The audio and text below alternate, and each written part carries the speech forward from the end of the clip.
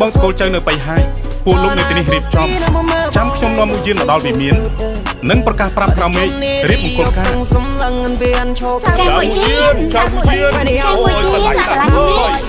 ចាំមួយយានចេញមកចាំមួយយានសញ្ញាដល់ចាំមួយចាំមួយយានខ្ញុំមួយហើយចេញ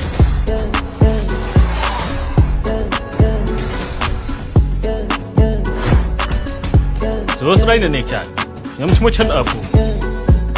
ម៉ែដឹកនាំក្រាមដៃបៃហើយឈិនអឺហ្វូរកខ្ញុំមានកាអី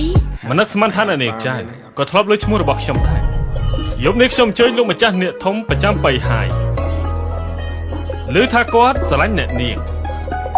ហេតុនេះខ្ញុំចង់ហៅអ្នកនាងទៅកំដរសុំតើយប់នេះខុសកំណត់លុយជ័យរបស់ខ្ញុំខ្លាចតែមិនអាចតបមុខឲ្យលោកទេខ្លាចតែមិនអាចតាមចិត្តអ្នកនាងលោកកុំស្មានថា